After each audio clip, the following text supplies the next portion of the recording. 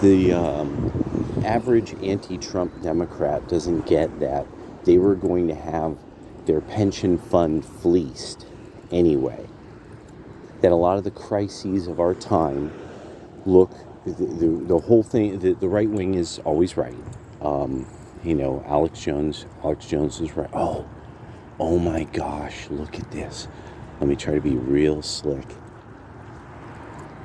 Look at these two peaceful duckies, young duckies, eating grasses safely behind the fence.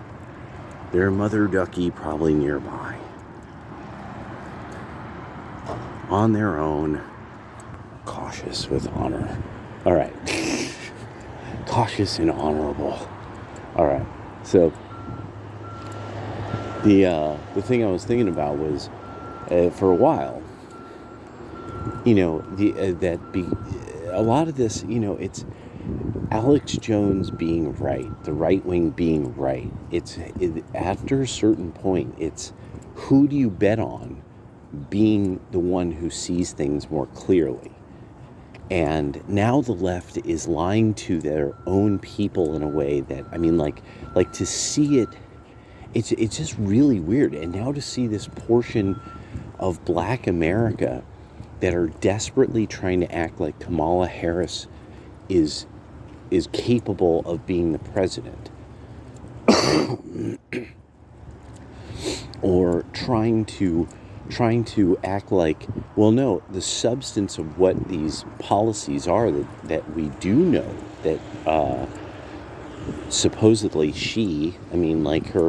her party, what the Democratic Party wants is something fundamentally the socializing of private costs for mostly women and ethnic minorities and or dumber people and lower achieving people.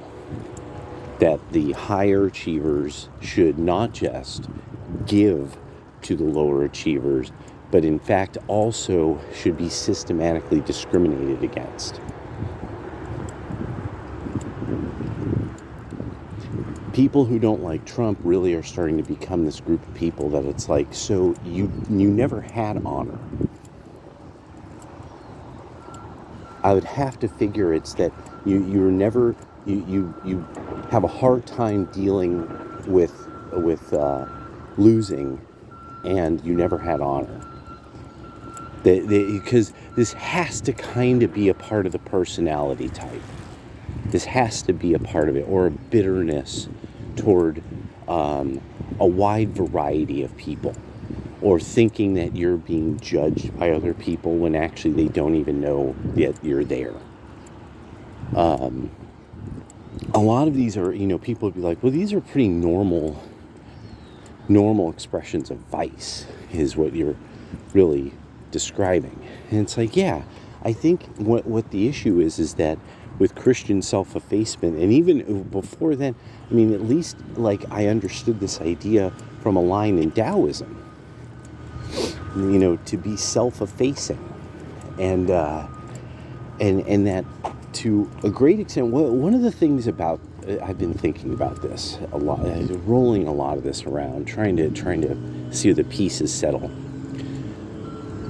With Christians thinking that humans are fundamentally flawed. You see, Taoists also typically discuss, like Lao Tzu and many Taoist writers have talked about, we lost the way.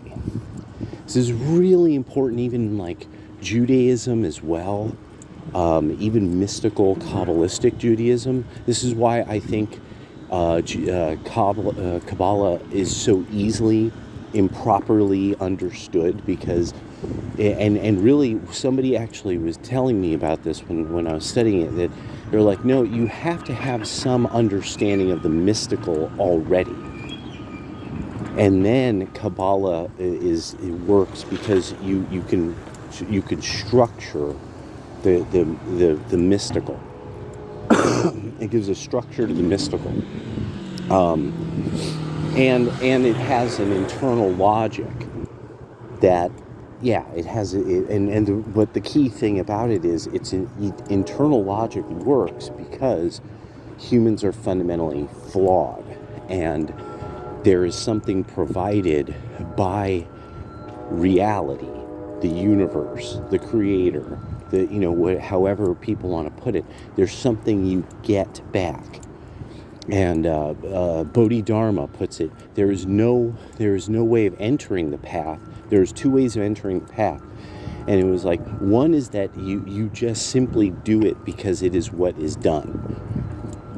So the other, and this is very good, and it will lead to what success it does. So the thing is, most people enter the path through suffering.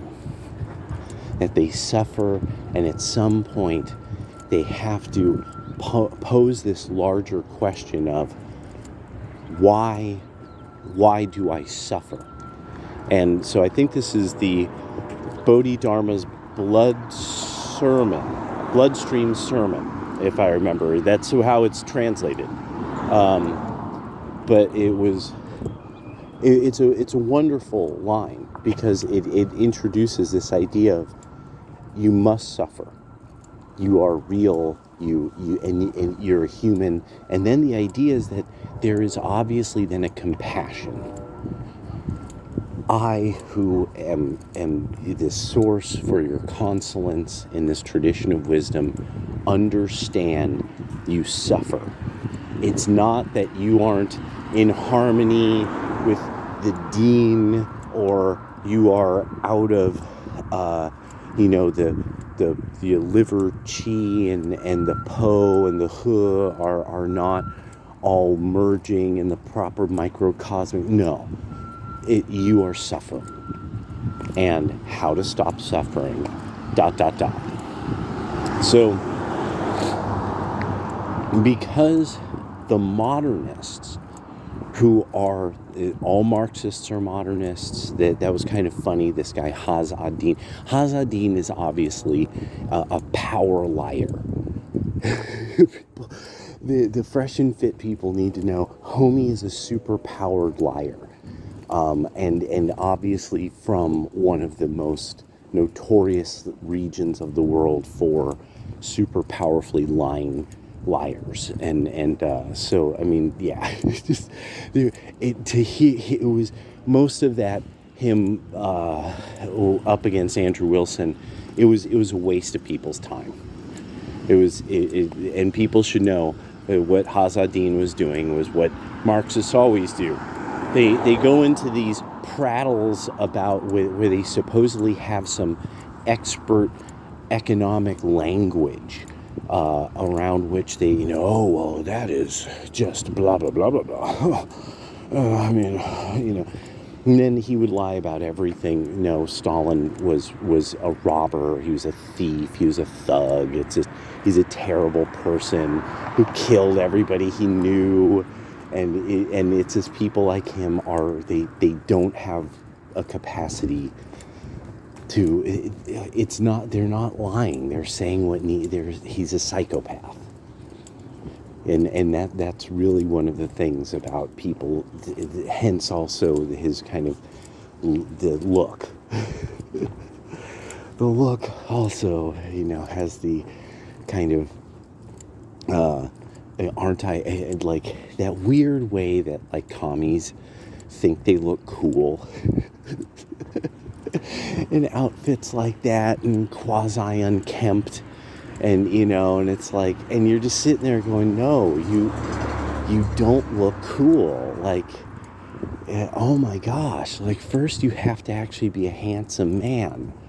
Then second, I'm wearing a black jacket with a black shirt. But they're two different types of material, so it doesn't look good with my black beard. It's like, why? He was just such a joker. Seeing that, I'm like, this is terrible. I'm like, but it's great that socialists do this, because the commies and socialists, when they make themselves look stupid, there's no, I mean, yeah, it's just now it's just clip that, clip that,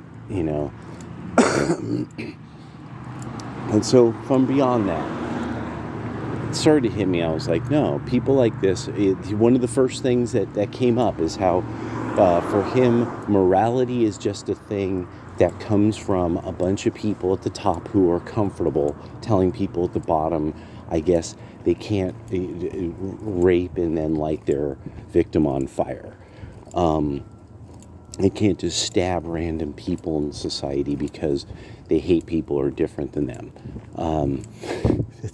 Apparently this is some, grand scheme of the capital ruling class. To hold him back. Hazal-Din could finally lop the heads off of the non-believers if he and have all the hoes if there just wasn't some white capitalist, making him not do that or something. Something.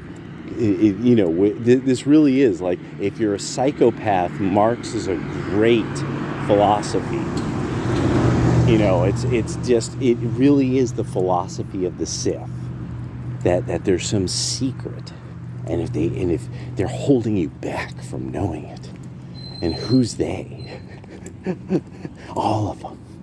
All these people who are saving lives and doing good things and so eventually what has to be done is the people who were the good side in that story have to be demonized by further demonic, demented, mentally distressed people, thespians and creatives, because good can't be good. That's Christian in nature, that the good is good. Even in Buddhism, like Bodhidharma, in one of the sayings or the sutras of Bodhidharma, translated by Red Pine, one of the things he brings up is there is no good and there is no evil. And it's because that's the way Buddhists look at it. It's just that all things bring karma. All things bring a weight to you. And you must eventually get rid of this weight. Now, you see, perfected in Christ, the idea is, yes, all of your actions are in some way going to have an effect on the real world, whether positive or negative. And so the only way you can get out of all of this is if the Creator delivers you. Hence, the deliverer. All these ideas were things that the religious people would have had some idea of, even way back in the days of Jesus. Being that Jerusalem was this major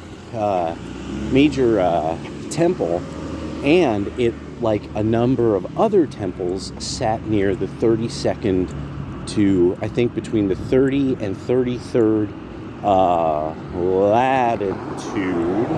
latitude, so that it was very easy to see the planets, the wandering stars, and the other celestial bodies, and calculate easily. It's much more easy to calculate from that band than if, say, you were in the south of the world. The southern part of the world had a much more difficult time dealing with star navigation because of just that's its own interest. I love that. When I found that out, I was like, okay, I had wondered about this. I remembered as a child something about this, but I couldn't quite remember all of it. But so you have this party that is now at the stage of officially simply trying to find charges. Raskin has said the only, that what this is about is that the Democrats can then cause chaos, because they could say, oh no, Trump's not qualified. And then when the Supreme Court has to vote on it, decide on it, it'll go along party lines, making it absolutely obvious the whole reason Democrats exist is simply they're the anti-Republican party. And that everything that they're about is some kind of collectivization scheme.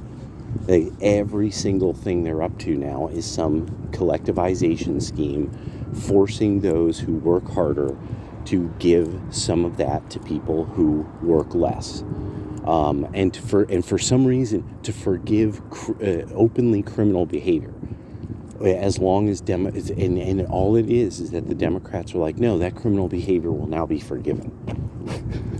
That's it, nothing more. And then that which doesn't work, we're going to employ constantly, whether you like it or not, because we are experts. Nobody else, and people who disagree with us are by definition not just not experts, but they're actually some kind of charlatans for disagreeing with us. Yet the right wing is always right, and keeps being found so. It's, as usual, I want to bring up, if you're a betting person, you always bet against Cenk Uyghur. And you usually make money. So, a lot of boomers don't really get the damage was going to be done. It was going to be not just your party, but a bunch of people in the Republican Party that Republicans hated. So they voted them out. And now it's the last round of these people who, like the MAGA people, are trying to get out of office. And now your news outlets are like cheering people like Lindsey Graham on, because he's like, yeah, kill all the Russians. Kill them. I'm Lindsey Graham. I'm tiny. I'm a tiny old man who's always been a little gay looking and seeming and really set off the gaydar, but it's totally kosher, dude. Men where I'm from are very much like this and very manly. Kill.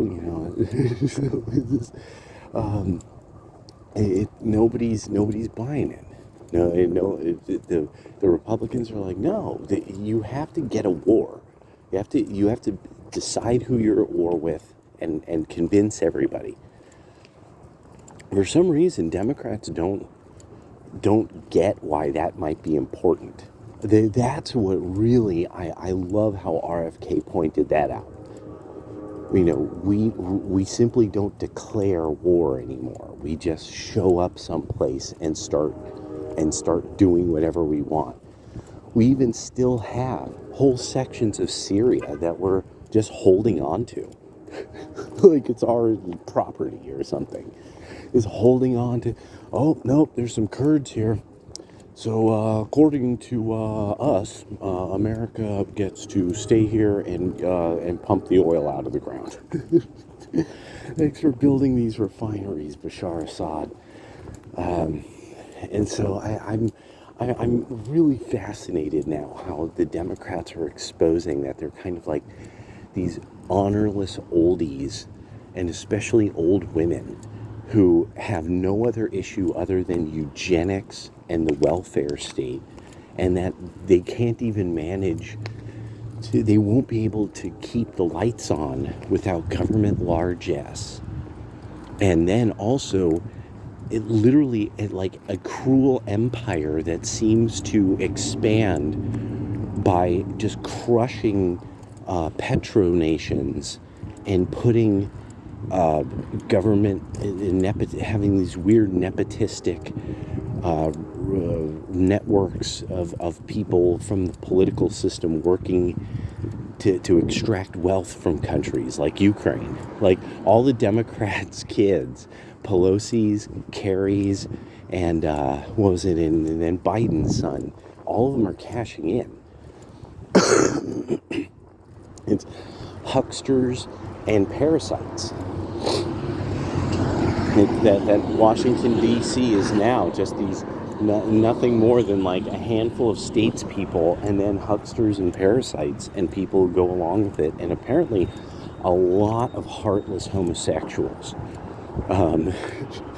I just, that's something that keeps coming up about Washington, D.C. is that like it one of the things about its fundamental culture is this sort of weird networking that you have to do through very apparently politically connected gay men or something weird like that. It's really pretty sus, bro. Pretty sus.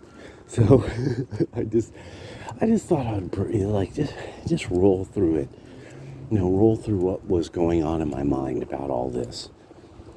And it's really now I love how RFK put it, because we have to do it for the next generation. We got to do it for the kids. And when every single thing about the Democrats now is it doesn't it, kids